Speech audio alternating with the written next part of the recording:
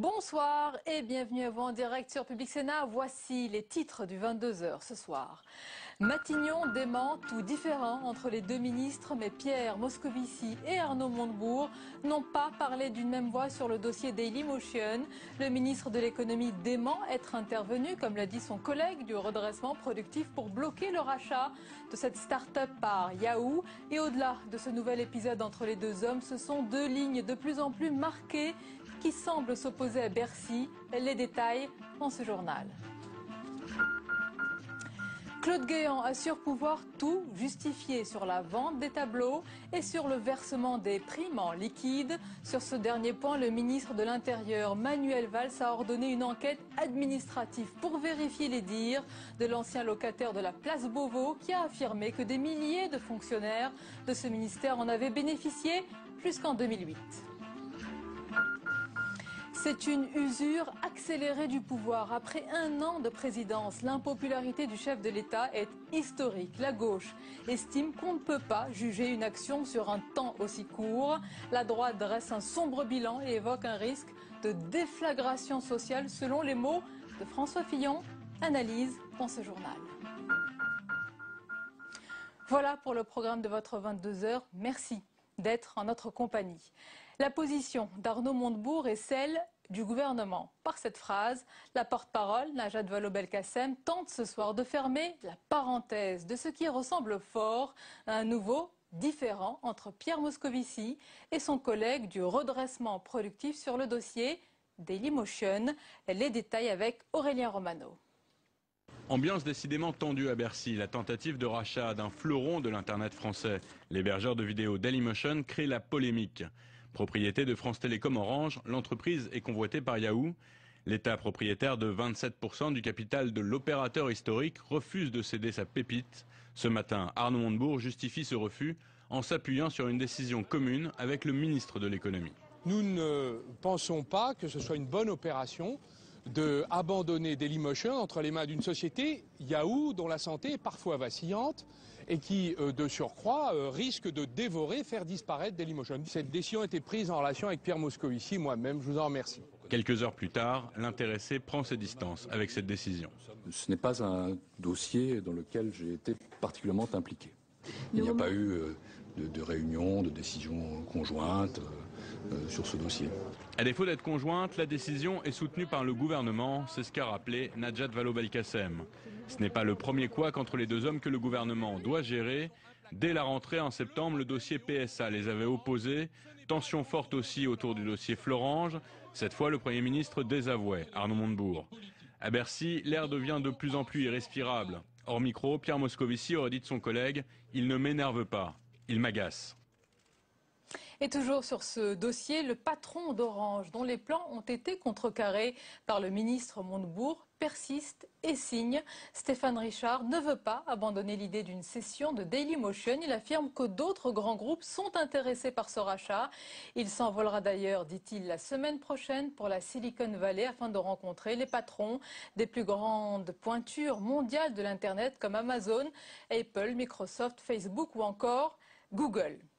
Dans l'actualité également aujourd'hui, c'est peut-être le coup de grâce pour la SNCM. La compagnie maritime marseillaise, déjà en difficulté, devra rembourser 220 millions d'euros d'aides publiques. Des aides versées par la région Corse pour les périodes de pointe touristique. Mais Bruxelles juge que ces aides lui ont procuré un avantage indu sur la concurrence. La SNCM a 4 mois pour rembourser. Elle va faire appel de cette décision. Résilier sans délai vos contrats d'assurance ou encore prolonger le délai de rétractation après un achat que vous regrettez. Ça sera bientôt possible. C'est en tous les cas, la volonté du ministre Benoît Hamon qui souhaite renforcer le droit des consommateurs. Au programme également du ministre de l'économie sociale et solidaire, les actions de groupe inspirées du modèle américain. Les explications avec Faustine Saint-Geniès. Panne de réseau, train en retard, tarifs bancaires abusifs, les consommateurs lésés disposeront bientôt d'une nouvelle arme pour faire respecter leurs droits, l'action de groupe. Concrètement, les clients victimes d'un même dommage pourront se regrouper et s'adresser à une association de consommateurs. Celle-ci portera alors la procédure devant la justice pour obtenir réparation. Vous simplifiez les démarches des victimes, mais aussi vous désengorgez les tribunaux. Et vous mettez fin surtout à l'intérêt économique qu'ont les entreprises à violer la loi. Loin des class actions américaines, pour lancer une action de groupe, un consommateur devra obligatoirement passer par l'une des 16 associations agréées pour éviter toute dérive. Chez les avocats, c'est l'incompréhension. Et c'est une méconnaissance profonde de la profession d'avocat, de l'exercice de la profession d'avocat en France, avec une déontologie très particulière, un contrôle de l'honoraire par le juge, qui aurait exclu évidemment toute dérive à l'américaine et qui devrait permettre à n'importe quel consommateur, n'importe quel citoyen de lancer ce type d'action en choisissant l'avocat qu'il désire. Autre reproche, le projet de loi exclut les domaines de la santé et de l'environnement. Il ne peut donc s'appliquer aux victimes de l'amiante, par exemple. Il est extrêmement important de penser à étendre ce champ d'application. Simplement, il faut changer un certain nombre de choses parce que c'est effectivement plus compliqué en matière de dommages corporels du fait de la nécessité d'évaluer individuellement le dommage de chaque personne. Au Parlement, le débat s'annonce houleux. Certains dénoncent déjà une mesure pénalisante pour le monde économique. La suite du 22h est en notre compagnie. Ce soir, notre chroniqueur économique, Jean-Louis Gombault. Bonsoir Jean-Louis. Stéphane Rossès, bonsoir. Professeur à Sciences Po et président de CAP. Et le journaliste et écrivain André Berkoff, bonsoir. Bonsoir Sonia. Et bienvenue, auteur de ce livre, Moi, président. Merci d'être avec nous. Alors messieurs, nous allons évoquer évidemment cette semaine d'anniversaire. Jamais un président de la République n'avait atteint aussi vite, en tous les cas, les tréfonds de l'impopularité, sous le triple choc, bien sûr, de la crise économique, sociale et morale. Ce qui frappe André Berkoff, c'est cette usure accélérée, prématurée du pouvoir. Oui, cette usure, elle frappe et en même temps, elle est assez logique quand on compare les promesses de campagne du candidat Hollande et les durs pépins de la réalité, comme disait Prévert, qui savait affronter, mais que, évidemment, les promesses n'engageant que ceux qui les écoutent, il était obligé de faire une campagne dite de gauche, et de gauche assez forte par rapport à sa gauche, à lui, et il s'est trouvé dans l'incapacité, et c'est ça qui est tout à fait étonnant, dans l'incapacité de dire qu'il était social-démocrate, en fait, ce qu'on voit, social-libéral peut-être, et il était dans l'incapacité de dire les choses. Et donc, ce qui se passe aujourd'hui, c'est-à-dire la chute des sondages et la découverte sans doute du gaz de schiste si ça continue, c'est que... On creuse... Ah bon, on va creuser encore. C'est-à-dire que, en fait, je crois que Hollande est dans une... ça ne veut pas dire qu'il est mort, hein, loin de là. C'est pas les sondages qui font la présidence. Mais il doit sortir de l'ambiguïté. Vous savez, juste un mot, le cardinal de Retz disait qu'on ne sort de l'ambiguïté qu'à son propre détriment. Eh bien, c'est le contraire aujourd'hui. C'est l'ambiguïté de Hollande qui bâtit son détriment. Alors il y a toujours évidemment l'espoir du rebond, mais Jean-Louis, ce que l'on constate, et ce n'est pas spécifique à la France, hein, c'est la rapidité avec laquelle on remet en cause une politique un homme. 12 mois. 12 mois pour une usure du pouvoir incroyable. Mais rappelons-nous François Mitterrand, dès 82, il décrète le blocage des prix et des revenus, dès 82, parce qu'il y avait une très forte inflation. Et puis le tournant de 83. Et vous dites sortir de l'ambiguïté. Mais il est sorti de l'ambiguïté quand même. Le discours qu'il a prononcé devant 300 chefs d'entreprise à l'Élysée avant-hier était d'une clarté limpide sur l'entreprise, la nécessité de l'ouverture, la prise de risque, l'esprit d'entreprise. Lorsqu'il fait les contrats emploi-compétitivité, il sort quand même de l'ambiguïté. Lorsqu'il organise quand même la conférence sociale sur la flexibilité du travail, il sort de l'ambiguïté. Effectivement, il y est resté longtemps.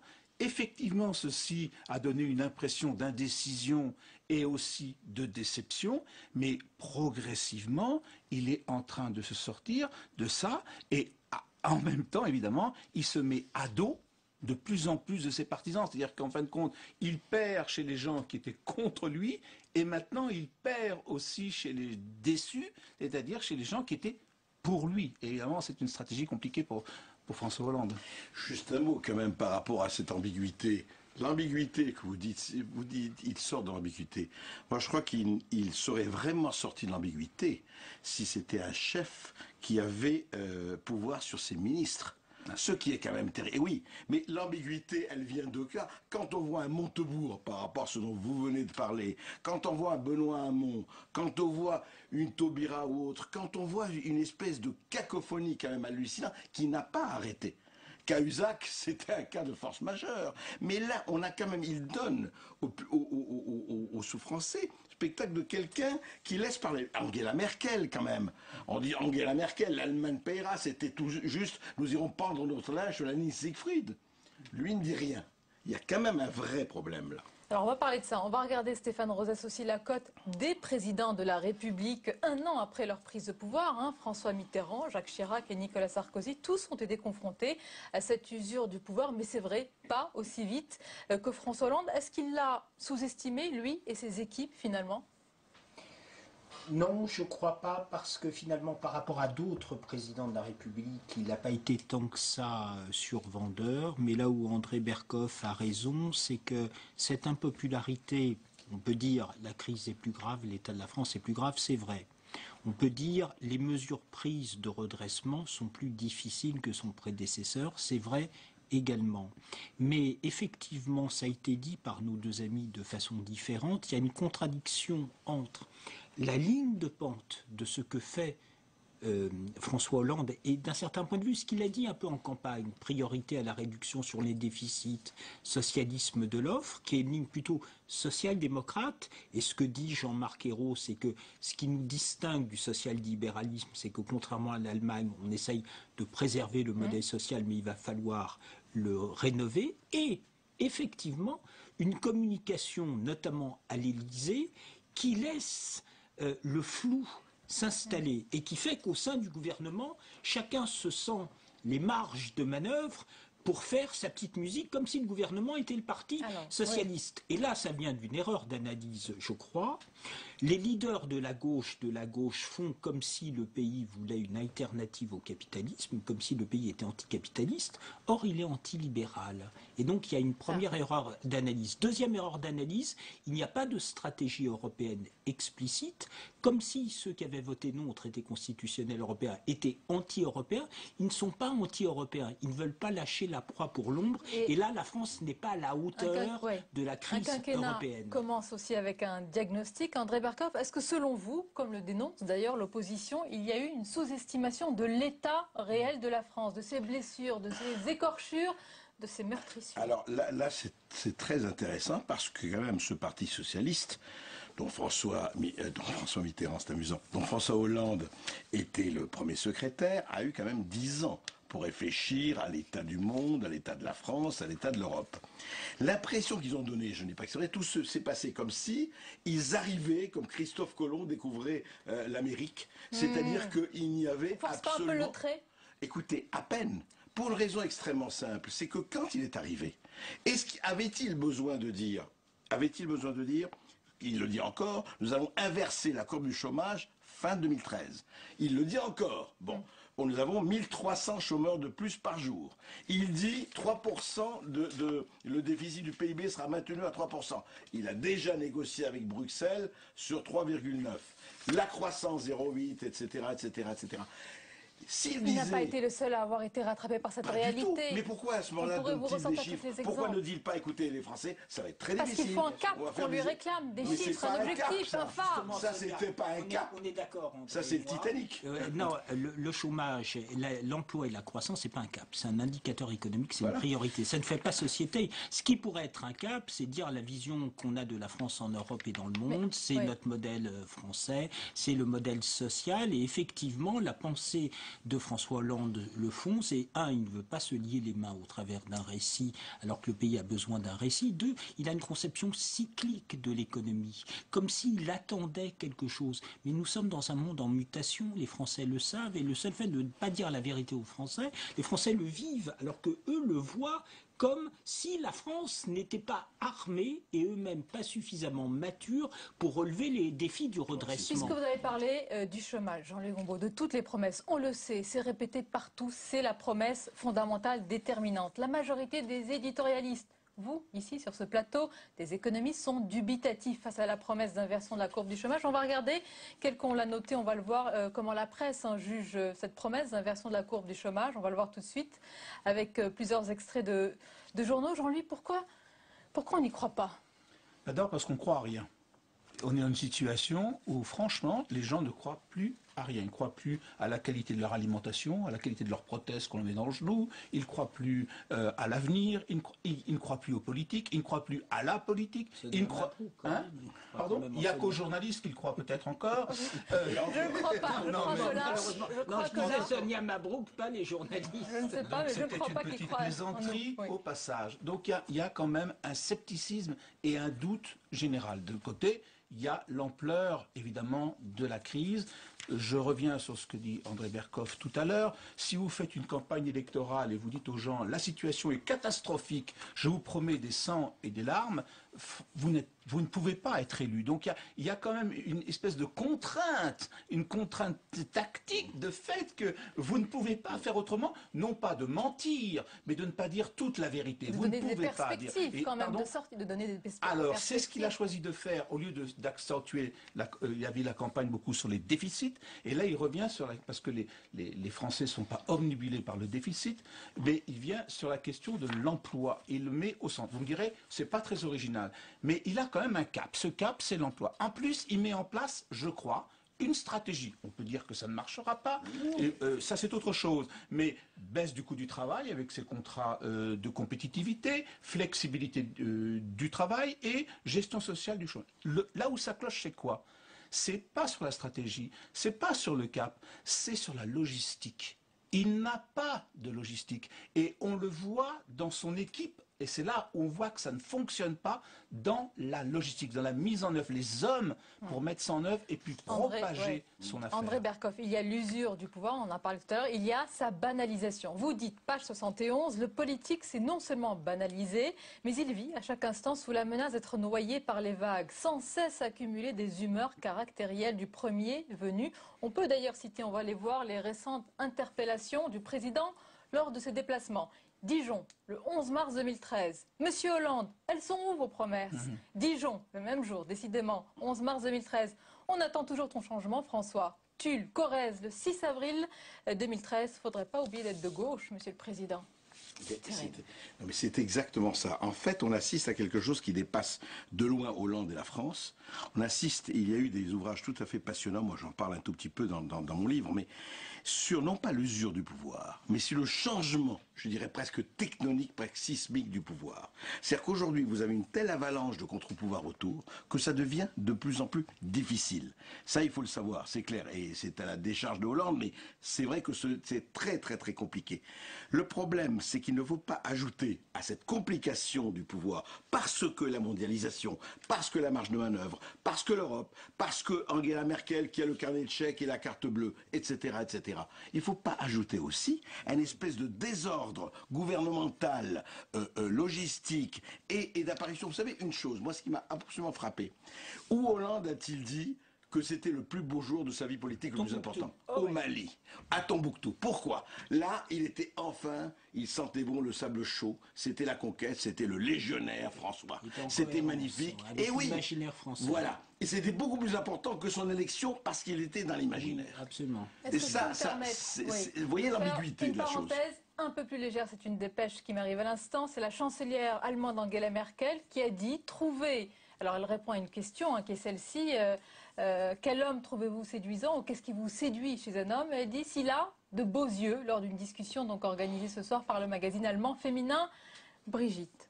Ça vous inspire on ne savait pas Angela Merkel si attentive aux attributs, masculins. Mais en tout cas, font les yeux doux en Europe en tous les cas. En tout cas, les yeux, ça reste tout à fait de bon ton et très très très prussien. Et François Hollande n'en sera pas déstabilisé. Stéphane Rosès, et on va citer François Hollande. Il dit ceci: un quinquennat se juge à son début et se sanctionne à sa fin. Est-ce que le vrai bilan, c'est dans 4 ans? Et vous avez raison, on l'a dit, les Français ne peuvent pas croire une seconde, parce qu'ils sont intelligents, qu'il puisse y avoir une amélioration de court terme. Alors du coup, pourquoi avoir pour François Hollande de lui-même fixer ses objectifs de court terme. C'est absolument incompréhensible. Le sujet, c'est le redressement du pays. C'était sa phrase au Bourget.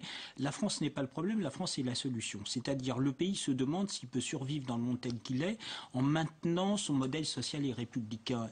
Il n'y a que ça, le sujet. Soit il survit, mais sans son modèle, soit il arrive à survivre avec son modèle, mais il faut le réformer. Ça, il faut au moins un quinquennat. Et donc l'incompréhension, c'est pourquoi François Hollande s'est-il fixé un objectif qui n'est pas le sujet, qui est l'emploi. Bien sûr, c'est le sujet quotidien des Français. Mais ça, chaque gouvernement essaye de faire au mieux. Mais pendant la présidentielle, les Français ne pensaient pas que la gauche ferait mieux que la droite en matière d'emploi. Le sujet, c'est le redressement. Et le redressement, ça prend du temps, mais il faut accompagner les salariés dans les situations difficiles quand ils passent d'un emploi à un autre. C'est ce qu'a essayé de faire Jean-Marc Ayrault autour du pacte de compétitivité. Mais il y a un problème de cohérence, il y a un problème de récit, il y a un problème de discours. Et je voudrais juste, moi je suis tout à fait d'accord avec Jean-Louis Gombault qu'il y a un effort vers l'accord, la flexi-sécurité, etc., etc. Bien sûr.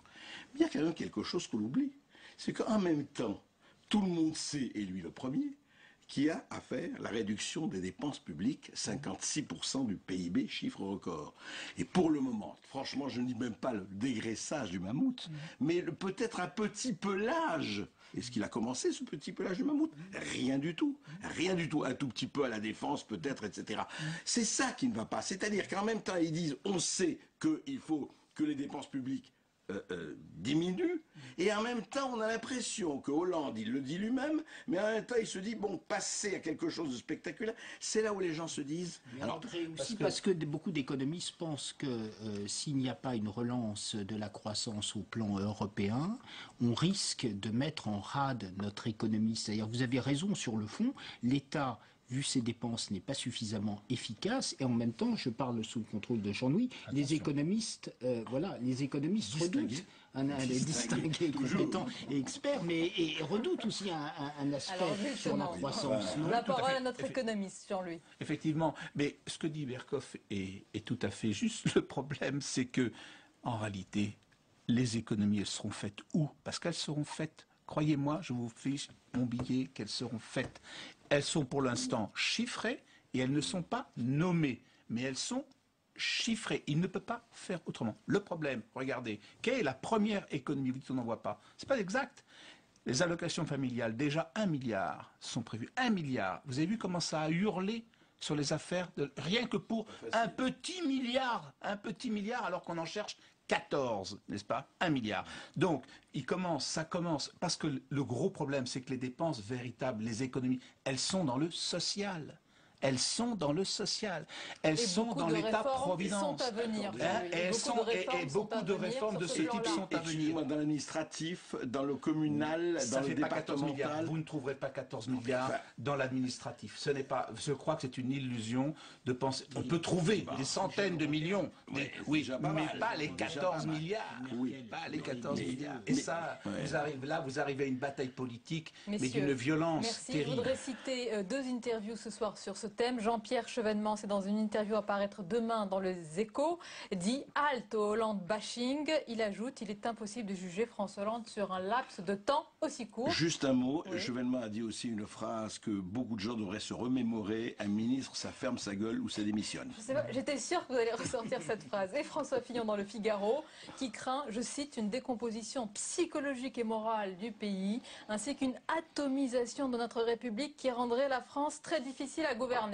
C'est l'apocalypse, presque. Merci messieurs. À lire, faut pas exagérer. André Berkoff, moi, président, on se retrouve dans un an pour faire le bilan? Absolument. Ce sera à ce moment-là, nous, président. Un peu avant. Merci messieurs. La suite du 22h avec tout ce qui vous a échappé dans le reste de l'actualité. Regardez, c'est le tour de l'info. Il est préparé ce soir par Joachim Rob.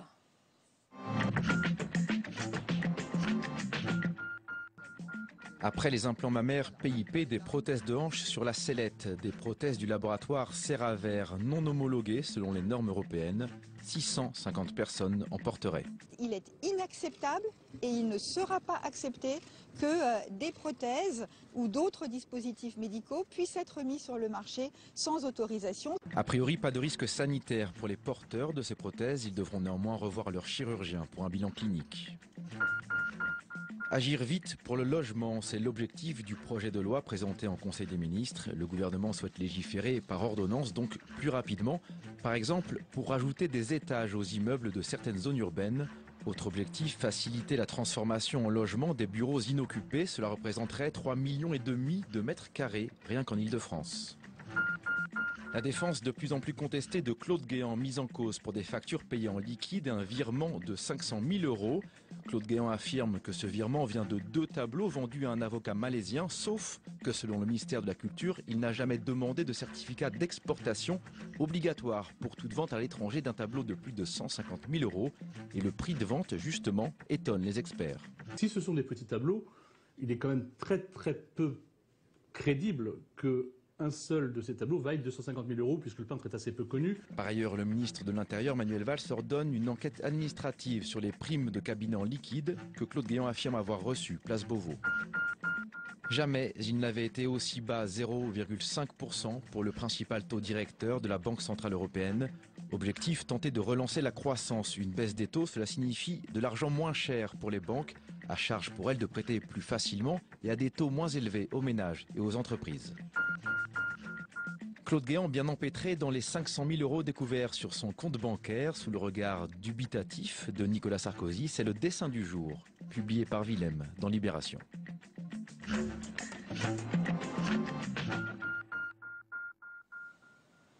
Et la dernière page du 22h à présent avec la ciné minute du journal. Cette semaine, on vous présente le film La fleur de l'âge. C'est une comédie dramatique sur la dépendance des personnes âgées. Notre journaliste Simon Barbaret est allé à la rencontre de Pierre Arditi, l'acteur principal de ce long métrage. On l'écoute nous parler de ce projet qui lui tenait à cœur.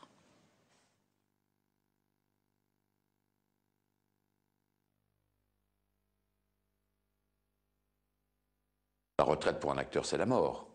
Il n'y a pas de limite d'âge.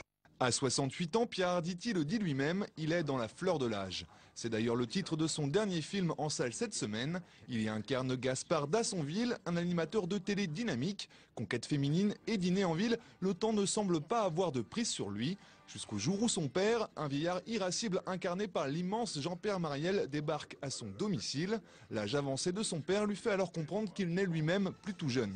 Qu'on ait 80 ans, 85 ans, ou 60 ou 62, à un moment donné, on se fait virer de son boulot parce qu'on considère que vous n'avez plus rien à foutre à cet âge-là dans le métier, ou simplement on considère que vous êtes tellement vieux que c'est même plus la peine de vivre. Donc ça me plaisait bien de me colter à ce type de sujet. Vous voulez rentrer chez vous, il faudra faire des aménagements, enfin des travaux. Alors que la réforme de la dépendance des personnes âgées est une des priorités du quinquennat de François Hollande, pour Pierre Arditi, les seniors sont les grands oubliés de notre société, surtout dans le monde du travail. Un type qui a 60 balais, à un moment donné, il faut qu'il laisse la place. Le problème, c'est que si encore il la laissait pour accueillir des gens beaucoup plus jeunes qu'on ferait enfin rentrer dans l'univers du travail pour que ce soit une relève, on pourrait éventuellement considérer que c'est tout à fait normal. Mais même comme ça n'est pas vrai, car la jeune génération, elle a un mal de chien à rentrer dans le monde et dans l'univers du travail, parce qu'on lui fait comprendre qu'elle n'a pas d'expérience, qu'elle ne sait rien foutre, qu'il faut qu'elle apprenne, que par conséquent, il faut qu'elle fasse des stages à tour de bras, et de préférence pour qu'on ne les paye pas. Premier long métrage de l'anglais Nick Quinn, La fleur de l'âge est une comédie douce amère. Le comique de certaines situations contraste avec la gravité des thèmes évoqués, comme la fin de vie ou encore la solidarité à l'égard de nos aînés. Bref, un film qui donne à réfléchir tout en nous donnant le sourire. T'es jaloux? Oh.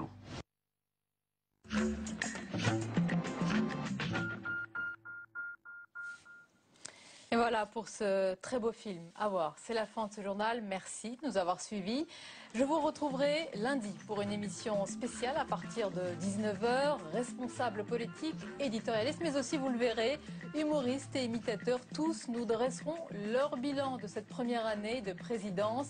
Et on se projettera aussi, bien sûr, sur l'après. Belle soirée, à lundi donc, 19h, avec plaisir, bien sûr.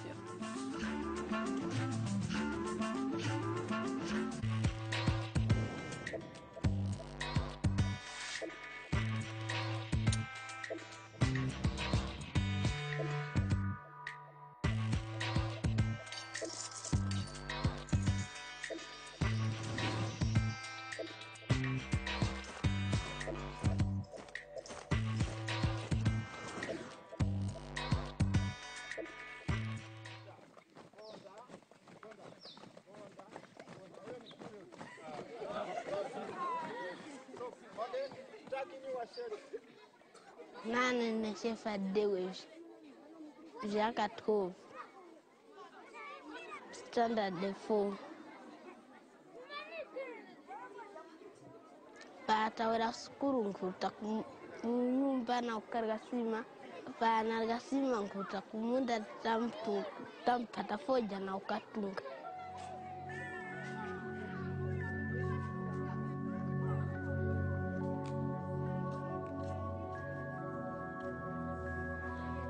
Pata kumunda tukapata pata mbwetu katunga patatunga tampaika. Smoking kills. It's not only killing you, the smoker, but it's also killing most people that are involved in production of that cigarette that you are smoking. It's killing those people who are handling it in production. And it's killing their hopes, their dreams. So their very dignity is being terminated by this production of the cigarette that ends up on the market in the West. La plupart des cigarettes fumées en France contiennent du tabac du Malawi, le 5e producteur mondial. Esclaves d'une addiction planétaire, 80 000 enfants s'intoxiquent à la nicotine en travaillant dans les champs.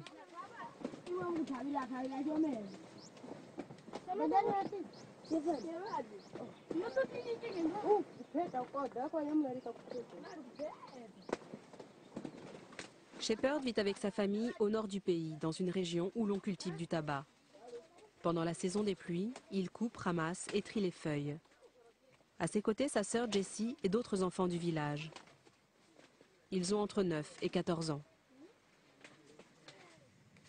Lyman, le père de Shepherd, possède 2 hectares de plantation. En se lançant dans la culture du tabac Burley, il pensait gagner de l'argent et sortir d'une agriculture de subsistance basée sur le maïs. Mais ses rêves se sont vite brisés contre le miroir aux alouettes. Ndine ngamba kulima hona pa 2009 yaifoja anda kusuzako ndrama zosanga zidoko kweneleba ikwa ikuru shomeni so kulimbikisika waka utakambwe kwange tuzgovera kwene ndama zivana.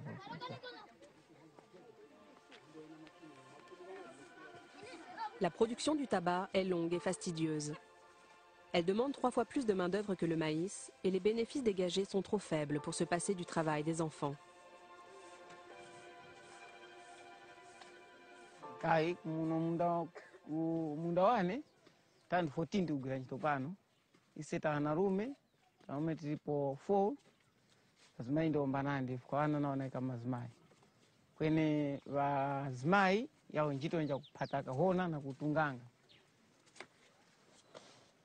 Ine ndine ngawasambizika wana wane awa kuti pa kutunga hona titungenge linayi kwene pakuyamba limoza kumtima mbira nambara 2 kumsana, nambara 3 kumtima na nambara 4 kumsana kuti lingatapatanga pataika mkangala mtepi.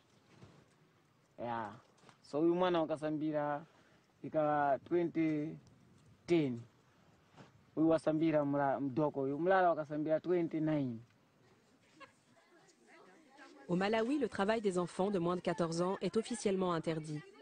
Mais pour Josepha, la mère de Shepherd, c'est la seule solution pour faire vivre sa famille. Madaza kugiranga ntchito shomene likuvanga la chisulo lambula kusukurusha azakanuvire kutunga ndesomanga afuma kusukuru ndizakuvachema kuti vakanuvire komwe mutu andarama nkuvapa nkumba kuti malingana lapya ngeri ngachinjira luwiro mugafa kuti pakini ngasanga puka profit kuti nasangire kugula sima pamangani ngalimbira kuti neka nchite kwene kula gwambwe vinyake vivenge vatapatira mwene mula makuni mula mbweni kuti mwero siwenge nandishomeni.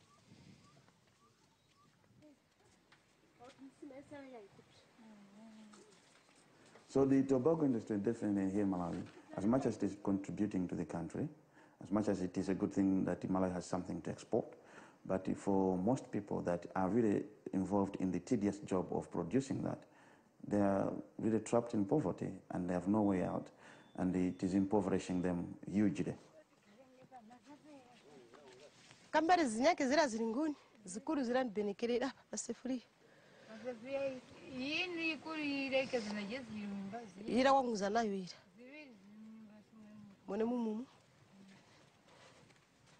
Le pays, l'un des plus pauvres du monde, dépend principalement de la culture de l'or vert qui représente plus de 60% de ses exportations.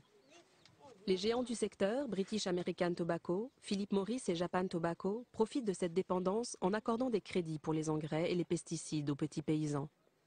Ils les incitent ainsi à se lancer dans la culture du tabac.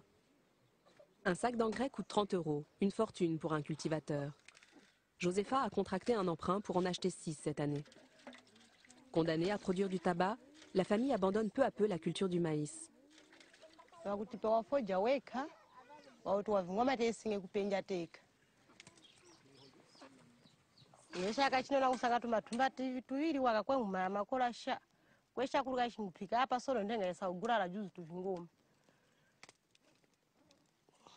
Ironie du sort, avec l'argent du tabac, les paysans doivent acheter le maïs qu'ils ne plantent plus.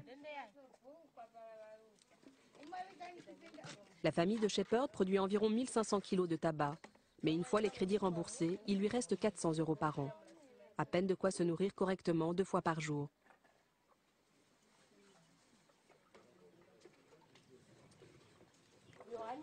Parents, enfants et grands-parents vivent tous sous le même toit, modestement, sans eau et sans électricité. Pourtant, tous les ans, encouragés par l'industrie du tabac, ils cèdent au mirage d'une vie meilleure.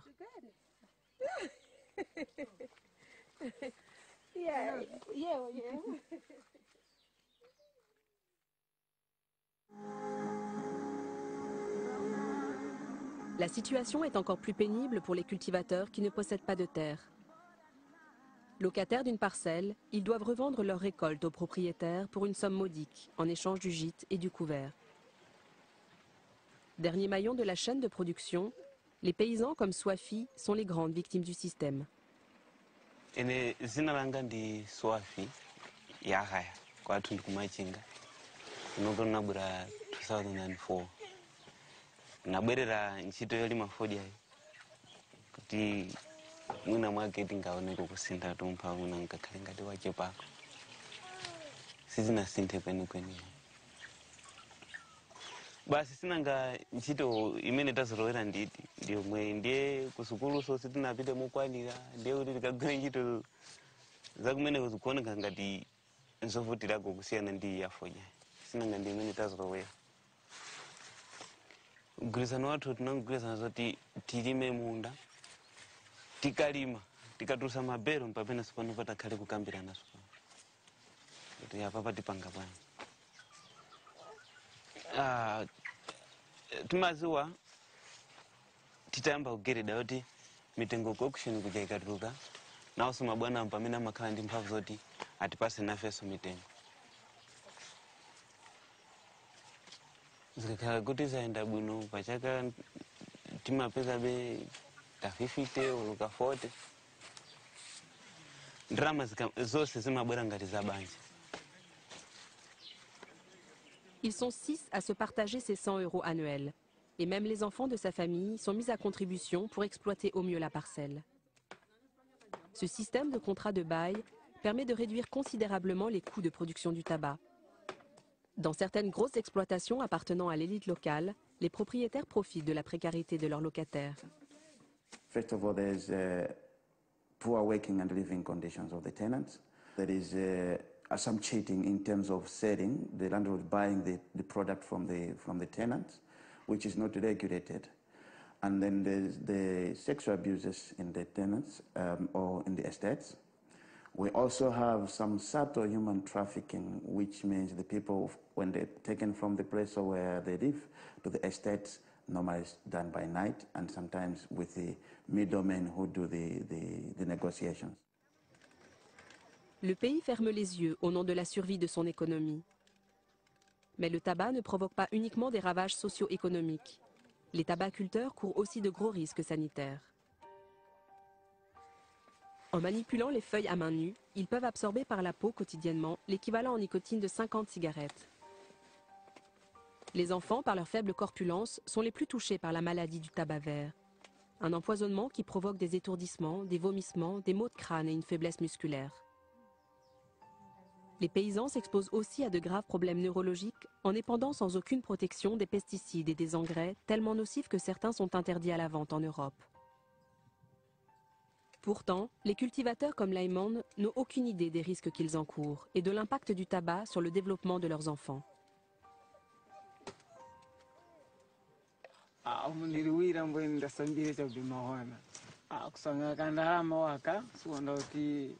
kumbiro kwevi chilakola kuti bemehona mwinjinaso matenda wala ukabemanga wala wasanga matenda kenkasa nyake nimakuti sambiziranga akuije suho rirose kuti akakumbiro akainene kulije kubema kwene kusuho kulije. Ici, aucun médecin ne semble au courant de la maladie du tabac vert. Aucune étude n'est en cours dans le pays. Il faut quitter le village de Shepherd et parcourir 150 km vers le sud pour rencontrer le docteur Chimbetete. Il est installé à son compte dans une clinique privée à Kasungu, au cœur des plantations de tabac.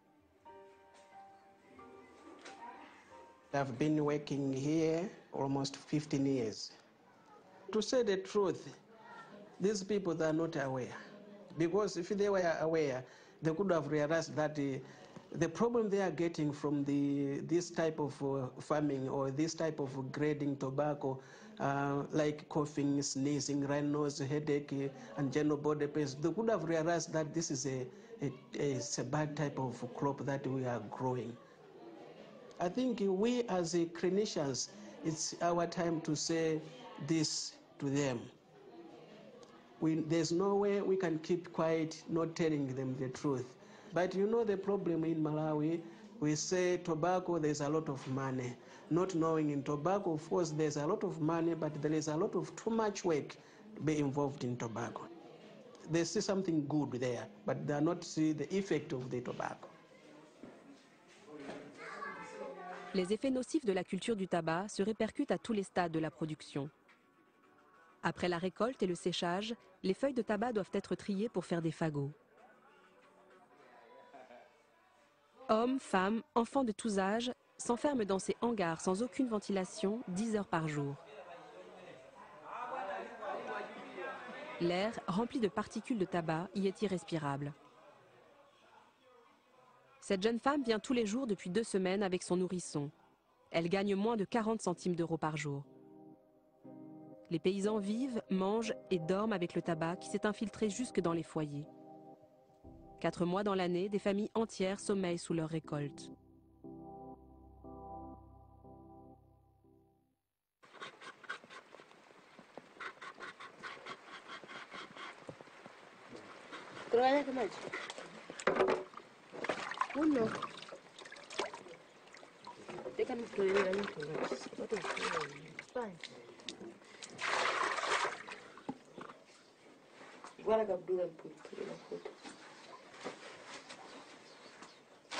Malgré la précarité de leur situation, Josefa tente de scolariser ses enfants, même si l'école n'est pas obligatoire.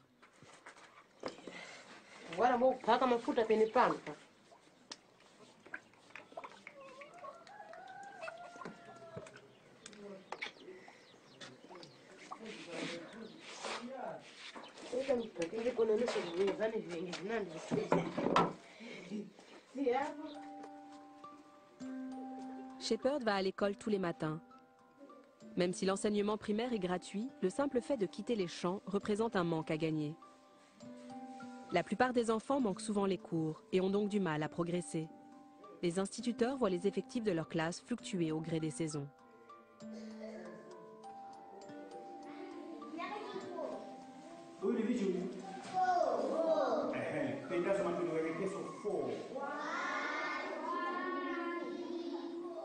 So the number has decreased because of some problems the community is facing. There are some parents who are sometimes having too much work, more especially on picking tobacco leaves. They can be forced sometimes not to go to school. Sometimes they are facing a shortfall of food, that's poor nutrition. As I said, most of the learners do not come here at school in abundance. Un tiers de la population du pays est analphabète. Dans un tel contexte, les perspectives d'évolution sont minimes et les enfants sont souvent condamnés à reproduire le schéma de leurs parents. Dans cette vie de labeur entre les champs et l'école, il y a peu de place pour le jeu et l'insouciance.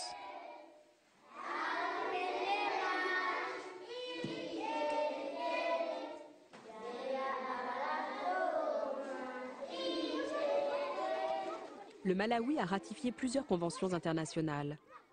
La nouvelle présidente, Joyce Banda, avait promis de faire appliquer la législation interdisant le travail des enfants. Mais sur le terrain, aucun moyen n'a réellement été déployé. Les enjeux économiques sont trop importants et ni le gouvernement ni les acheteurs internationaux n'ont intérêt à se passer de cette main-d'œuvre bon marché. There are people who have been seen, of course, making children work, but since there's no clear regulation and no clear fines, everybody just sees it as normal. So nobody has ever been really fined to say that you are making the child work and you are denying the child their right to education, or you are exposing them to dangerous things by your work, or your work is hazardous to the children.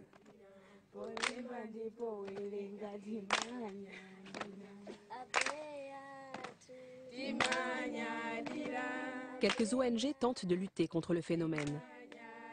Cette association locale s'est implantée il y a 5 ans au nord du pays.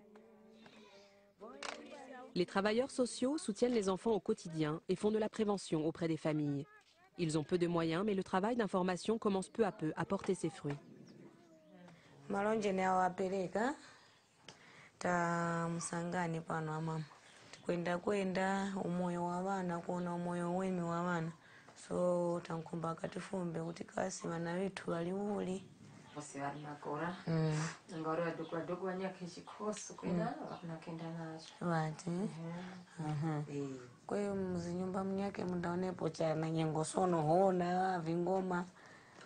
sono namuna de vachacha in society vatisamizira pafupi vanandi sono vana umanyiro kuti kumugwisa mwana ntchito pamberi uku ni mwana wa sikulu pamberi wana. Okay. Lorsqu'il a entendu parler de l'association, King Size, un enfant du village, s'y est rendu seul pour demander l'aide des travailleurs sociaux. Ndine King Size kamwaka nkufumira kwa Thomas na vyaka 13. Mulenzi chomene wakutuska kututa kumunda atafuma munda kulimaka mzee 10 mbele ya school. Nchitea kugura wana nja kusuga apa wavuka na ntia kupangisa utondeke kuta school. Fata watafuma school apa kulije chiwerera kumbo tutunganga hona paka zwali njiri rose rimali. Somo sinda. Kuba tutunganga tose kwena pasi nyengo ya ututo kaseverera. Cette ONG est l'une des rares du pays à ne pas être directement sponsorisée par l'industrie du tabac. Dans leur charte éthique, tous les manias de la cigarette condamnent le travail des enfants. Pour garantir leur bonne foi et redorer leur blason, ils financent la plupart des programmes de réhabilitation et de rescolarisation des enfants du tabac. So there is masquerading around the issue to say that they are doing something, but definitely the issue is real. Nothing really is happening. And so to ease their consciences, that's why they have this kind of stuff to say that we are fighting child labor.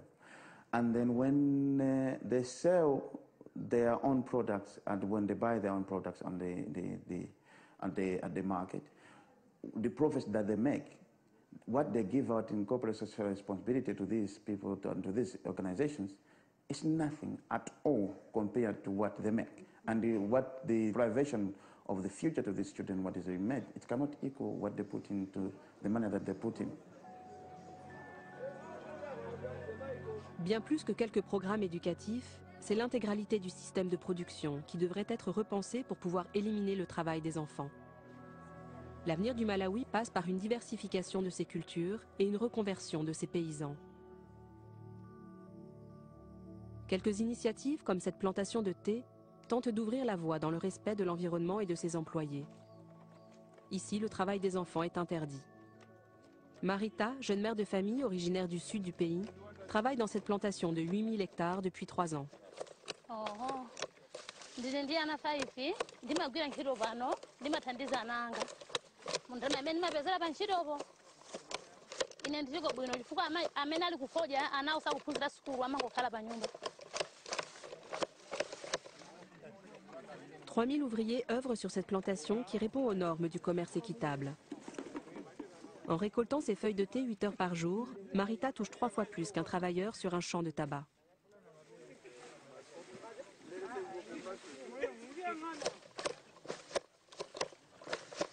Zimene malinga ntakhala nazo zambiri.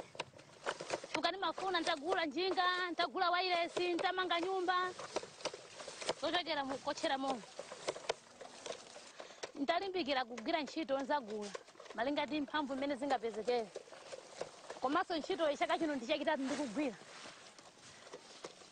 Pour ses employés, travailler dans cette entreprise équitable est une chance. Ils sont sous contrat pendant 5 ans. Un syndicat défend leurs intérêts, la plantation possède sa propre clinique et sa propre école, et tous les travailleurs sont nourris sur leur lieu de travail. Ndimakhala kuno kukasenga nyumba yo ndi ya kampani. Pamoyo munthu zovuta zimakhala zambiriro. Sinafotokoza kale lije ndibwerese mumuja. Ses enfants sont scolarisés juste à côté de la maison. Et son mari, également cueilleur de thé, travaille sur la plantation. Kuona kusintheka chifukwa kwathu ndalama imakhala itimalandira pa 49 nayo yonse kutha kwa sabata imodzi yachiwiri kulandira. Ndiye tinaona kuti ndalama kenali yosasungika bwinobwino kumabwera ndibwere kuno tinasiyanisako. Ine ndiliko bwino chifukwa amene ali ku estate ya Fodya amadikira kutha kwa season apasidwa ndalama pamene ine mwezi una uliwonse ndimalandira ndalama. L'entreprise produit 3,5 millions de kilos de thé par an et vend sa production à des marques équitables en Europe. Aujourd'hui, elle incite les paysans de la région à se diversifier et à remplacer peu à peu le tabac par le thé comme culture de rente.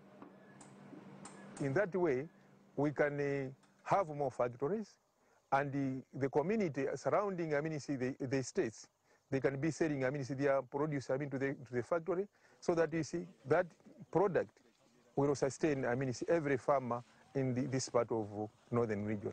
But this must have, the government will politically. That's the only way for Malawi to go. Pour le moment, le gouvernement continue à privilégier la production de tabac pour augmenter les réserves en devises. Ces 3 dernières années, la production a rapporté en moyenne 200 millions d'euros par an. À Lilongwe, la capitale, lors de la cérémonie d'ouverture des enchères, la présidente Joyce Banda réaffirme ses priorités. There is a huge demand for it on the world market. My government will therefore continue to promote the production of fruit tobacco. L'événement est retransmis en direct sur tous les médias locaux. Le pays entier vit au rythme de la fluctuation de ses prix. Les sacs provenant de tout le pays sont acheminés jusqu'à la halle où se dérouleront les enchères pendant plus de 4 mois. Environ 180 000 tonnes de tabac sont produites chaque année au Malawi. Presque l'intégralité de la production sera achetée par 3 principaux industriels, British American Tobacco, Philip Morris et Japan Tobacco. Ils ont en moyenne 3 secondes par sac pour se décider.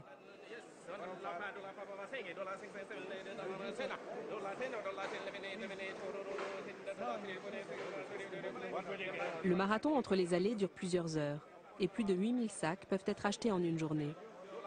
Le prix plancher fixé par la commission du tabac malawite démarre très bas. With the system of tenancy system, the little farmers have no say over the pricing of the tobacco. So the companies charge as they want. Our tobacco, of course, as it goes now on the market, it will be the cheapest because the companies dictate most, and the system of production here is cheap labor, the cheapest labor that they can find even in the neighboring countries like Zimbabwe and Zambia. Le tabac beurre-lait du Malawi est vendu environ 1 euro par kilo, soit 3 fois moins qu'au Zimbabwe. Les prix sont fixés en dollars, mais les producteurs sont payés en monnaie locale. Impuissants, ceux qui ont pu s'offrir le voyage assistent à la vente du fruit de leur travail. Timangona kuti apa amafotokoza kuti ati pangeza kuti feri mapanga zomwezo malingana ngasi mavula amene tili nawo pathupi lathu ndewe foja amene umadalira kudzapezeka kuti apapo wagwanayo ndiye chimene chimapatsa chisoni kwambiri chifukwa ambiri amakhaloni utalinana ku sukulu yanchani. Les cultivateurs qui ont contracté des emprunts auprès des géants du secteur en début de saison sont encore plus lésés. Ils doivent céder l'intégralité de leur récolte à leurs créditeurs sans passer par le système des enchères. Une aubaine pour les acheteurs qui peuvent alors imposer des tarifs encore plus bas. Ndiyebe mwina patakha kuti mwina pali njira ina yake kuti pachiwati mali ntchuwa zitha konsekose aliyense azisangalala wina sazisangalala ndiye kuti mwina moyo munthu mwina ukhoza umakhala uli bwino ndithu.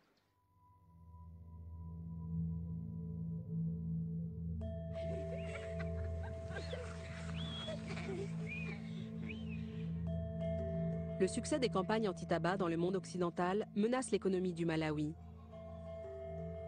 En 3 ans, les recettes du tabac ont chuté de 50%. Une situation préoccupante qui devrait inciter le pays à diversifier son agriculture et à renoncer au travail des enfants.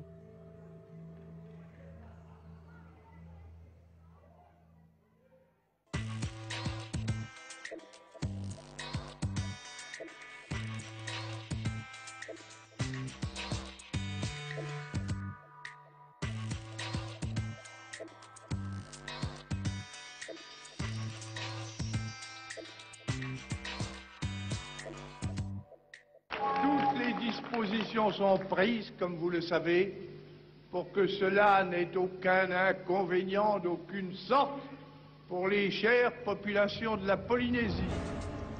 Dans les années 60, la Polynésie est devenue le champ d'expérimentation des essais nucléaires français.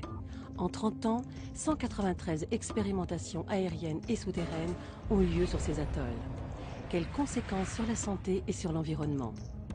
On veut tourner la page, que tout soit propre, tout soit clean et qu'on n'ait plus à revenir dessus, c'est tout. Essais nucléaires, un héritage sans fin, samedi à 15h15 sur Public Sénat.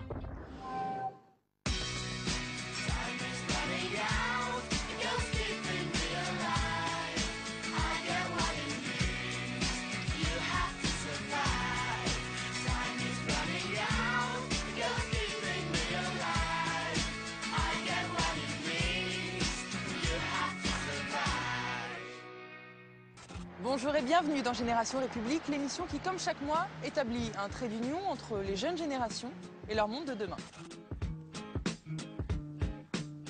Et pour cette émission, nous sommes ici à Paris, dans le 6e arrondissement, à l'école des Mines ParisTech, une école fondée en 1783 et qui compte aujourd'hui près de 1300 étudiants. Et pour ce numéro, nous allons parler écologie, et tout particulièrement avec les étudiants ici de crise écologique. Quelle transition énergétique, quelles énergies renouvelables, comment s'engager sur une nouvelle voie.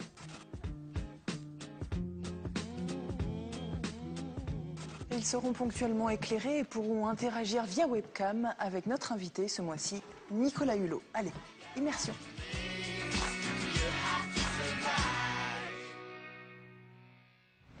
Bonjour à tous, merci de participer à cette discussion pendant une petite demi-heure tous ensemble. On parle beaucoup du réchauffement climatique, ça anime les discussions à tous les niveaux. On parle beaucoup de ses conséquences, des responsabilités. Moi, je voudrais qu'on commence cette discussion par cette question, savoir selon vous, qui peut faire changer les choses, qui peut verdir nos lendemains? Est-ce que c'est une question politique ou c'est une question plutôt individuelle? Je ne suis pas sûr que juste le niveau individuel suffira, tout simplement parce que si on regarde la consommation en énergie, pour rester au niveau de la France, des particuliers est dérisoire devant la consommation en énergie de tout ce qui est entreprise, etc. Donc c'est bien de vouloir limiter sa consommation d'énergie en éteignant ses lumières, en faisant un peu plus attention, mais comparé à un haut fourneau qui consomme plusieurs centaines de mégawatts par jour juste pour fabriquer du métal, enfin, on n'est pas du tout sur la même échelle. Non, moi je pense que si on regarde les choses de manière un petit peu objective, on est plutôt tous complices dans cette histoire, que ce soit le gouvernement, les individus ou même les industriels. On passe notre temps à se renvoyer la balle. Alors les politiques disent que les industriels polluent peut-être, les individus ont tendance à dire que les politiques ne font rien, donc c'est un peu le serpent qui se mord la queue. Moi je vois pas de coupable désigné, c'est plutôt on est tous complices. Ça arrange tout le monde, hein, quand même. On vit dans un confort qui est assez indéniable et évident, et c'est difficile de se restreindre. Est-ce que vous en voulez, je ne sais pas, est-ce que vous en voulez à vos parents d'avoir trop consommé et cramé nos ressources ou est-ce que vous vous dites finalement nous on consomme plus que consommer nos parents? Comment vous voyez tout ça? Je pense pas qu'on puisse vraiment leur en vouloir dans le sens où on est un peu en train de prolonger le mode de vie qu'ils ont réussi à acquérir. Après, on n'a pas les mêmes postes de consommation. Je pense que nos parents aient les mêmes postes de pollution. Eux voyageaient beaucoup en voiture. Ils étaient pour le tout plastique. Aujourd'hui, nous,